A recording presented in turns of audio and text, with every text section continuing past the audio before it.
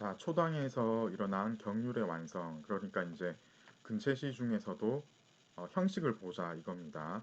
그래서 여기서 우리가 지금 왕발, 낙빈왕, 심정기의 세 시, 지난번에 저희가 시 자체는 다루질 않았습니다. 지난번 수업에서 그거를 지금 한번 해보겠다는 겁니다. 이 왕발의 한 편, 낙빈왕의 한 편, 심정기의 한 편의 한 시를 비교해 보면서 경률이 어떤 식으로 완성이 되어 가는지 이거를 어, 보실 건데요. 왕발하고 낙빈왕은 초당 사걸 중에 한 명이고 이 초당 사걸이 전부 궁정시를 쓰는 인물들이 아니었잖아요. 그죠? 그럼에도 불구하고 평측과 아분이 근체시와 거의 흡사함을 저희가 오늘 보겠습니다. 완벽하게 같진 않습니다. 아분은 같거든요. 그런데 평측은 조금 다른 부분이 있고, 그런데 결정적으로 다른 거는 율시의 대꾸 부분이 근체시하고는 좀 다른 경향을 보입니다. 이것들을 캐치를 해야 되겠어요. 반면에 심정기 같은 경우에는 경률을 완성한 인물이기 때문에 이 사람이 이제 율시를 쓰게 되는 거잖아요. 그죠? 차이점을 지금 보시겠습니다. 먼저 왕발의 두소부지 임촉주 이거를 지금 보실 건데 이 지금 밑에는 제가 평측을 다 조사를 해가지고 밑에 가져온 부분이고요. 그리고 이 부분은 이게 이제 운자에 해당이 되겠습니다. 왕발은 초당 사걸 중에 첫 번째 해당되는 인물이죠. 그래서 이 시를 이제 전체적으로 운을 살펴보면은 이거 지금 표시가 아닌데 이 부분도 빨간색으로 돼야 됩니다. 그래서 전부 평성의 진운으로 아분이 되어 있습니다. 특히 이제 이 시는 오원 율시에 가깝습니다. 이 수구가 용운을 한 수구에서 아분을 한 그런 오원 율시라고 보면 되겠어요. 그런데 가깝다고 봐야 되는데 오원 율시는 아닙니다. 왜냐하면 대꾸를 이루지 않았기 때문입니다. 여기 보시면은 3, 4구와 5, 6구가 율시라면은 대꾸를 이뤄야 되거든요. 그런데 이게 완벽한 대꾸는 아니겠습니다. 그렇기 때문에 이게 이제 율시라고 분류는 못하는 그런 상태인 겁니다.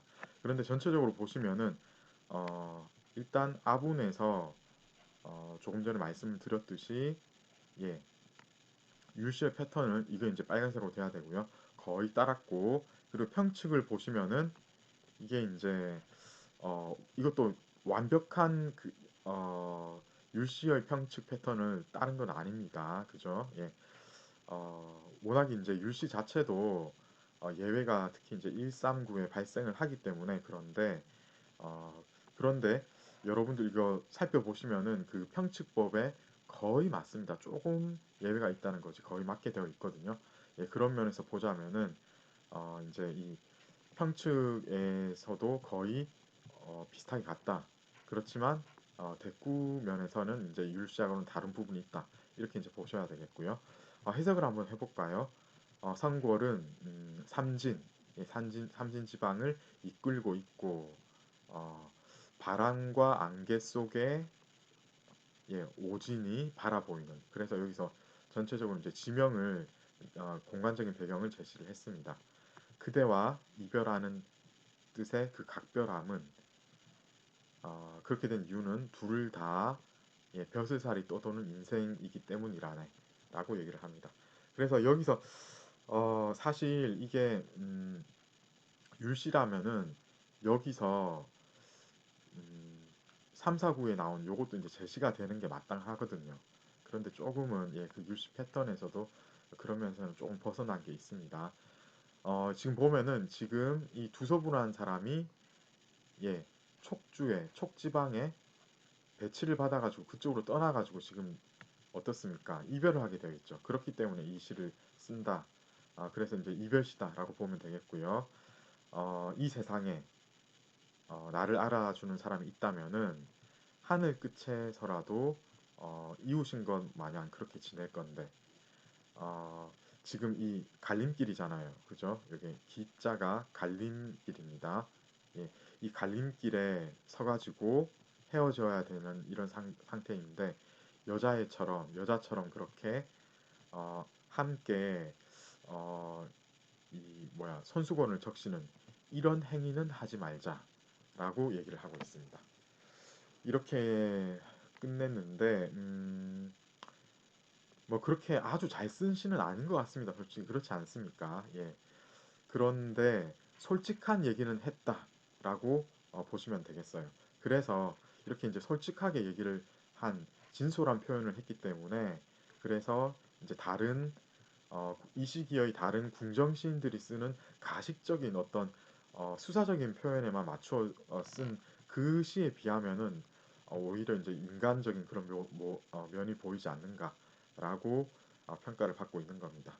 자, 이제 왕발 다음에 나오는 낙비낭의 짧은 시인데요. 이거 보시면은 이 시도 역시 예, 여기서 아분으로 본다면은 나무랄 데 없이 그 오원절구에 해당된다라고 보셔야 되겠는데요. 그죠? 예, 평측도 사실상 거의 완벽한 편에 속하는 것 같습니다. 그래서 약간씩 이렇게 이제 예, 어, 예외가 있는데요. 그래서 이거는 사실상 거의 예, 절구하고 거의 비슷한 오원 절구가 아닌가 싶을 정도입니다. 예. 그런데 내용을 보자면은 이거는 역수에서 사람을 보내며라고 했는데 어, 이곳은 어, 태자단이 이별한 곳이다. 누구하고 이별한 곳입니까? 현가를 이별한 곳이죠. 여러분 현가는 중국 역사에서 제일 유명한 자객입니다. 이거는 아셔야 되겠죠.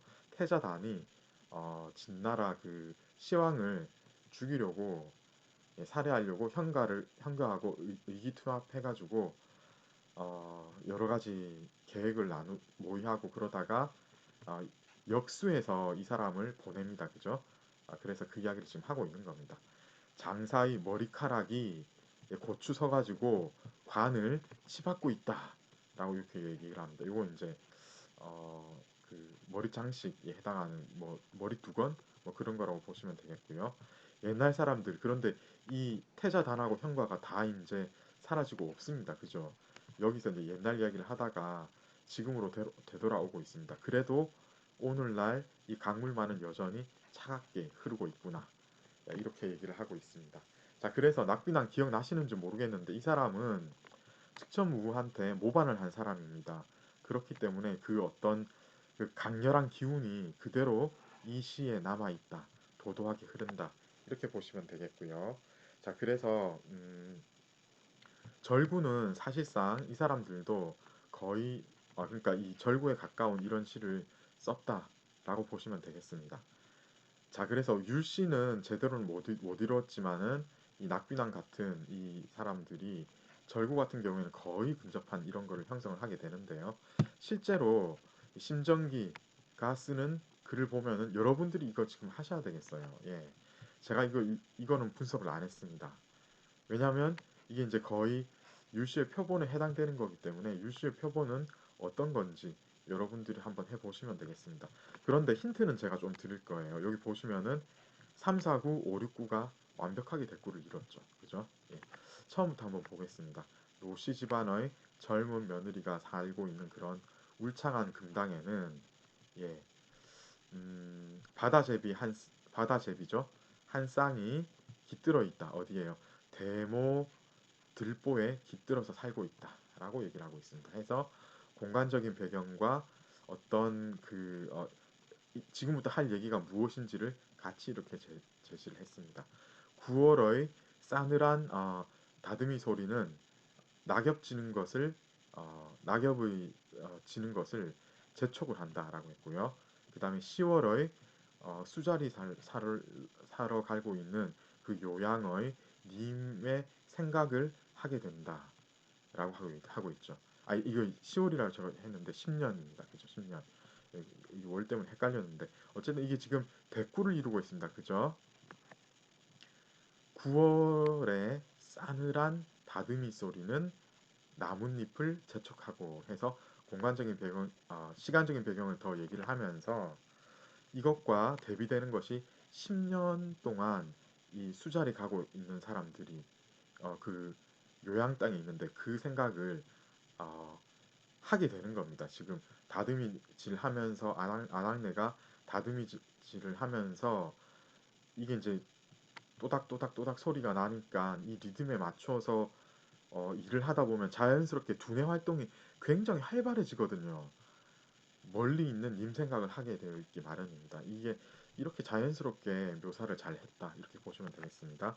그 다음에 백랑하의 북쪽에서는 이게 이제 서식이거든요. 이게 끊겼다. 그러니까 멀리 가 있는 바로 이제 이어지는 그런 시상이라고 보면 되겠는데요.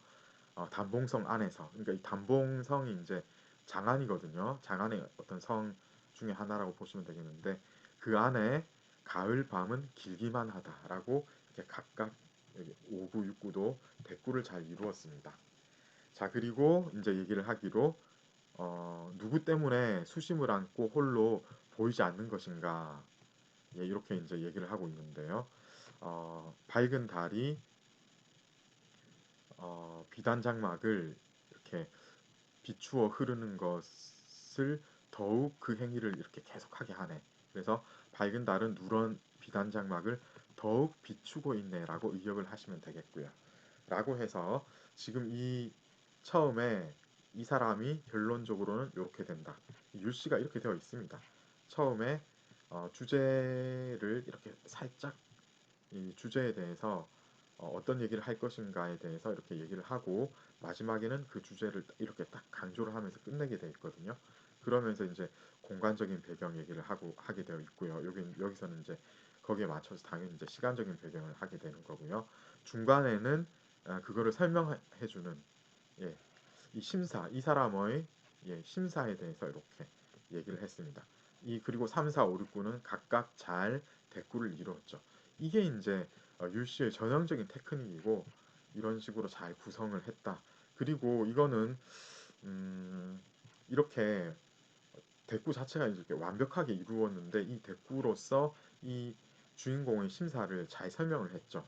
그래서 기교면에 있어서는 사실상 완벽합니다. 그런데 문제는 뭐냐면은 음, 너무 약간 뻔한 감정이다. 이런 것 때문에 진실성 면에서는 게다가 이제 이 심정기가 남자 아닙니까? 예. 그런데 지금 젊은 며느리 여자의 심정을 자기가 짐작을 해서 이렇게 썼는데 여러분 이 시를 조금 전에 소개해드렸던 상관 완화의 시하고 비교한다면은 이것은 가탁을 해서 다른 사람의 심정을 자기가 짐작해서 이렇게 쓴 시이지 않습니까? 그런데 상관 완화의 시는 어떻습니까? 예, 바로 자기가 자기 마음을 노래를 한 거죠. 그만큼 더 진실하다고 하겠죠.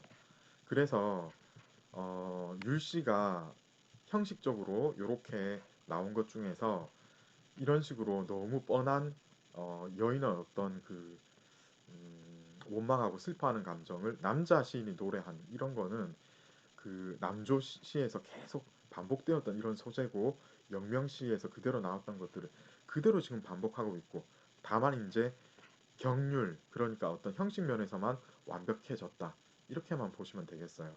그래서 형식적으로는 완벽함에도 불구하고 이걸 우리가 아주 뛰어난 시다라고는 말을 못하거든요. 오히려 이 낙빈왕의 시나 이 왕발의 시가 차라리 조금 더 낫다 이렇게 얘기를 할 수 있겠습니다. 그리고 실제로는 상간 와나의 시가 더 뛰어나다고 얘기를 할 수가 있겠고요.